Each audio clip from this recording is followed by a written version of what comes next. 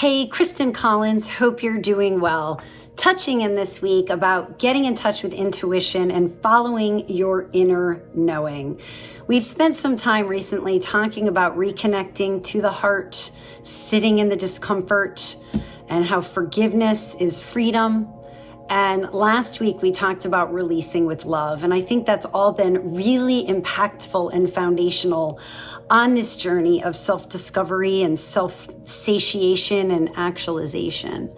And I had to share this week about following that inner knowing. So now that we're centered and whole, and if you missed any of the previous videos, go ahead and take a peek back the past few weeks, because we've really been space holding to be able to contemplate how to step into getting in touch with our intuition and sitting with the understanding that following our energy, following our nudges, following what just feels right, even when it doesn't necessarily appear in a package. It doesn't appear clear as to the why, but just embracing that intuition. So I've had two amazing crossings this week with two gentlemen who I met.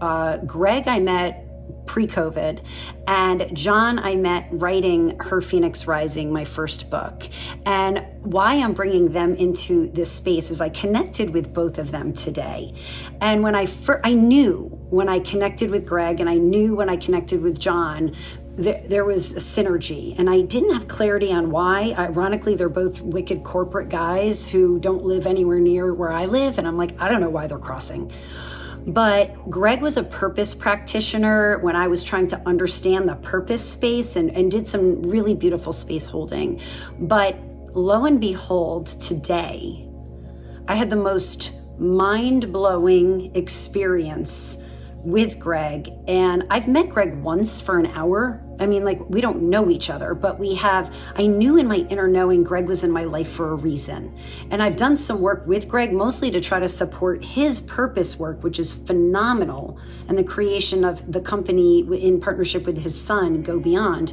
But today he offered me space holding, which again was mind blowing. So as an entrepreneur and as someone new to owning, my own business and creating my own culture and setting my own schedule and making my own business decisions, the concept of creating a business plan, when I'm just a very intuitive, follow your energy person, if I don't understand the why, I'm not going to be able to create a business plan. So I have not been overly successful with the measurements or the data, which I wasn't successful with corporate life either, because that's not my driver.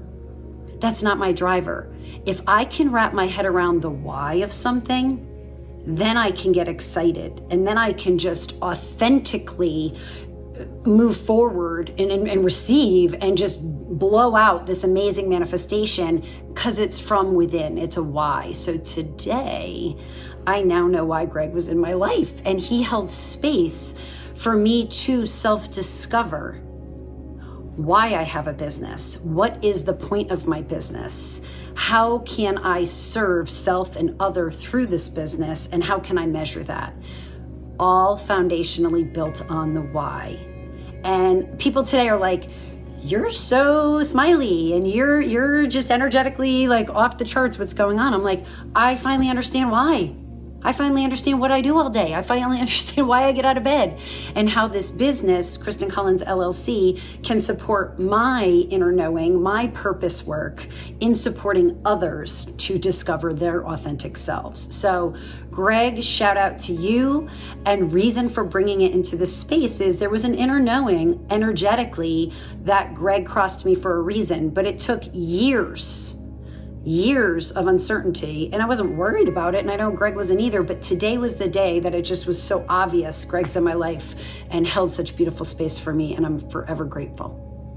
Fast forward a few hours, I had the opportunity to be on a podcast for New Degree Press, their alumni edition of their podcast, and New Degree Press is the publisher of Her Phoenix Rising.